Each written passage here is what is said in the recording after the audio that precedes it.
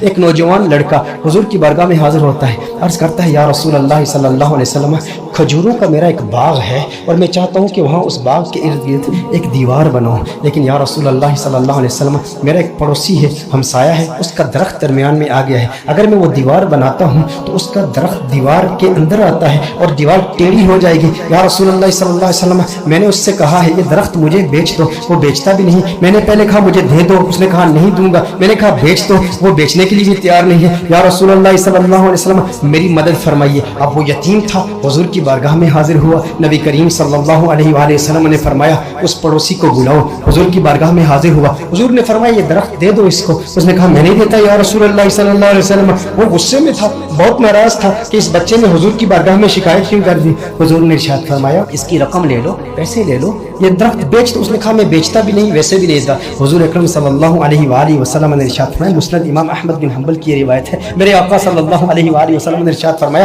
اچھا ایسا کرو کہ یہ درخت تم اس کی قیمت بھی لے لو اور اس درخت کے بدلے جنت میں ایک ایسا درخت ہوگا کہ جس کا سایہ اتنا طویل ہوگا کہ اس کے نیچے اگر 100 سال تک ایک سوار اگر سواری کرتا رہے تو اتنی طوالت ہے اس کی، اتنا سایہ ہے اس کا، وہ درخت جنت کا بھی لے لو، اس نے کہا یا رسول اللہ صلی اللہ علیہ وسلم میں قبول نہیں کرتا۔ اب وہاں پر صحابہ کرام علیہم رضوان موجود ہیں، حضرت سیدنا ابو الدحداء رضی اللہ تعالی عنہ صحابی رسول موجود ہیں، وہ عرض کرتے ہیں یا رسول اللہ صلی اللہ علیہ وسلم آقا اگر یہ درخت میں کسی طریقے سے اس سے خرید کر اس یتیم کو دے دوں تو کیا یہ آپشن میرے لیے بھی اوپن ہے کہ جنت میں مجھے بھی وہ درخت مل جائے گا؟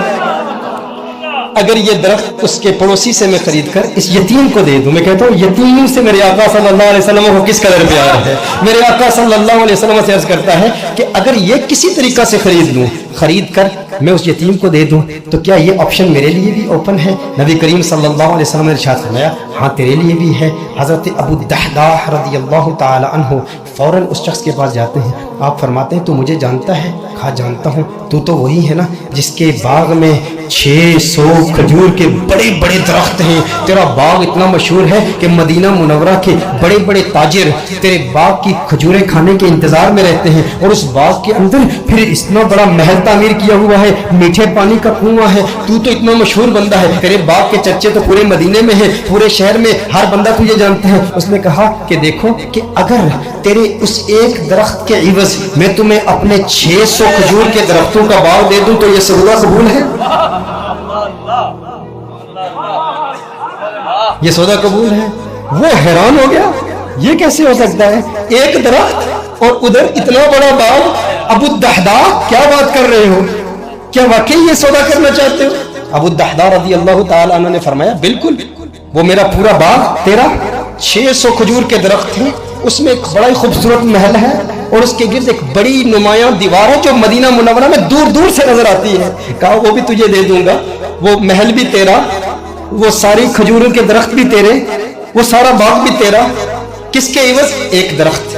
کہا ٹھیک ہے، اور حضور کی گواہی میں یہ سودا ہوتا ہے۔ اب ابو الدحداء رضی اللہ تعالیٰ عنہ فوراً وہاں سے جاتے ہیں، اب ان کی جو زوجہ ہے وہ اس باغ کے اندر ہے، باہر سے آواز دیتے ہیں اپنی زوجہ کو، ہے ام دحداء ذرا باہر آؤ باہر آؤ، میں نے اس باغ کو بیچ دیا ہے۔ اب ام دحداء جانتی ہیں یہ بہت بڑا تاجر ہے، بہت بڑا بزنس مین ہے، خسارے کا سودا نہیں کرتا، کبھی خسارے کا سودا نہیں کرتا۔ ام دحداء نے کہا ہے وہ دحداء کیسے سودا کیا ہے؟ کہا جنت کے ایک درخت کے عوض میں نے بیچا ہے۔ اب دیکھو میرے دوستوں، اب دیکھو ام دحداء وہ نیک بخت خاتون، وہ خوش قسمت خاتون، اس کی عظمتوں کو سلام۔ آج آپ سوچیں کہ اگر آپ کی بیوی ہوتی اور آپ اپنے گھر جاتے اور اپنی بیوی سے کہتے ارے سنتی ہو باہر آ جاؤ باہر آ جاؤ، گھر سے باہر نکلو، یہ گھر اللہ کی راہ میں دے دیا ہے، وہ کہتی ارے ابھی تو یہ نیا ٹی وی رکھا ہے، ابھی کچھ زیورات رکھے ہیں، زیورات تو نکالنے دو، ارے نادان انسان تو نے کیا کیا، گھر ہی اللہ کی راہ میں دے دیا۔ ابو الدحداء رضی اللہ تعالیٰ عنہ نے باہر سے آواز دی، کہا ایک جنت کے درخت کے عوض۔ ام دحداء نے یہ بات سنی، کہا تو نے بڑے منافع کا سودا کیا ہے، بہت منافع کا سودا کیا ہے۔ ام دحداء فوراً اپنے بچوں کو پکڑ کے اس گھر سے باہر نکلتی ہے، باغ سے باہر نکلتی ہے۔ اب ننھے بچوں کے ہاتھ میں کچھ کھجوریں بھی ہیں، کھجوریں ان کے ہاتھ سے نکال کے کہتی ہیں اب یہ کھجوریں ہماری نہیں ہیں، میں نہیں چاہتی کہ کوئی ایک کھجور اللہ کے راہ میں دیے گئے مال سے میں اپنے جیب میں رکھ لوں، تو لے لے، کہیں اس کی وجہ سے جنت کے درخت میں ہمیں خسارہ نہ ہو، کہیں جنت کے درخت سے محروم نہ ہو جائے۔ ساری کھجوریں لے کر باغ کے اندر رکھ جاتی ہے۔ کہا کہ اس کا ایک ننھا بیٹا تھا، اس کے منہ میں ایک کھجور تھی، मुंह से खजूर निकाल कर फौरन बाग में रख दी। कहा अब इस पर हमारा कोई हक नहीं है, ये अल्लाह का माल है, अब हमने अल्लाह की राह में दे दिया है। अब इस पर उलमा के दो कौल हैं। एक मारूफ कौल की रोशनी में अर्ज करता हूँ कि अबू दहदा रज़ियल्लाहु ताला अन्हु के इस बाग के अलावा उनके पास और कोई बाग भी नहीं था, उनके पास और कोई दौलत भी नहीं थी, उनके पास और कोई माल भी नहीं था। लेकिन अबू दहदा रज़ियल्लाहु ताला अन्हु हुजूर की बारगाह में फिर हाजिर होते हैं, अर्ज करते हैं या रसूल अल्लाह सल्लल्लाहु अलैहि वसल्लम, आका ये सौदा पक्का है ना, आका ये सौदा पक्का है ना। नबी करीम सल्लल्लाहु अलैहि वसल्लम खुश हो जाते हैं और हुजूर खुश होकर फरमाते हैं कम मिन इज़्किन रदाहिन लि अबी दहदा फिल जन्नह, कम मिन इज़्किन रदाहिन लि अबी दहदा फिल जन्नह, कम मिन इज़्किन रदाहिन लि अबी दहदा फिल जन्नह। रावी कहता है हुजूर बार बार पढ़ ले, मुसलसल पढ़ ले, मुसलसल ये जुमले कह रहे हैं अबू दहदा तेरे लिए जन्नत में कितने दरख्तों की, कितनी टहनियों पे कितनी खजूरें, माला माल है तू।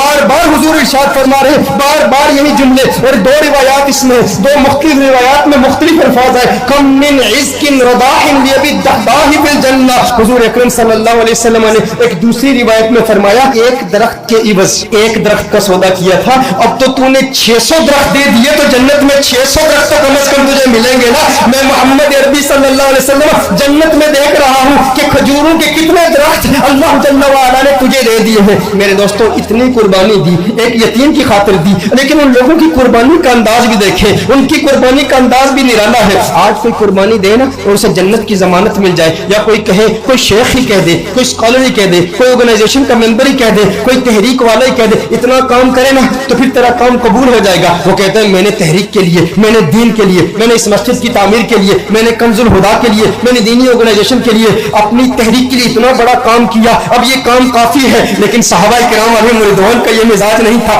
अबू दहदा के लिए मेरे आका नारे लगा रहे हैं, बार बार फरमा रहे हैं अरे कितनी खजूर है, मैं देख रहा हूँ जन्नत में ये सारे तेरे हैं। बार बार इरशाद फरमा रहे हैं भाई जितने इतनी तसल्ली मिल जाए और लिसाने मुस्तफा से मिल जाए, आका की जुबान से मिल जाए, उसकी किस्मत किस उरूज पर होगी। लेकिन फिर ये वही अबू दहदा है, उसके बाद भी मेहनत करते रहे। ग़ज़वाए उहद में जब दुश्मनों ने हुजूर पर हमला किया, अबू दहदा अपने सीने पर उन तीरों को बर्दाश्त कर रहे हैं और मेरे आका के कदमों में शहीद हो जाते हैं। और ग़ज़वाए उहद के बाद मेरे आका ने तलाश किया, कहा मेरा अबू दहदा मुझे दिखाओ। अरे वो खजूरों वाला मेरे आका अबू दहदा को देखते हैं और देख के मुस्कुराते हैं और मुस्कुरा के फिर फरमाते हैं कम मिन इज़्किन रदाहिन लि अबी दहदा फिल जन्नह।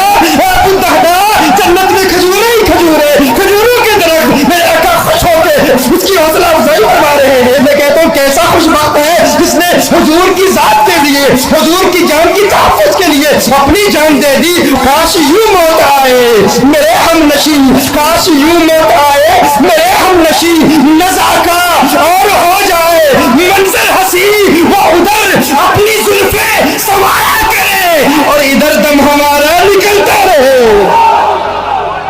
हुजूर की जुल्फों का असीर, हुजूर की जुल्फों को देखता हुआ इस दुनिया से चला गया। दिल में, जिगर में, आंख में बस तू ही तू रहे, इसके सिवा न दिल में कोई आरज़ू रहे। इस एहतिमाम में शाख में सजदे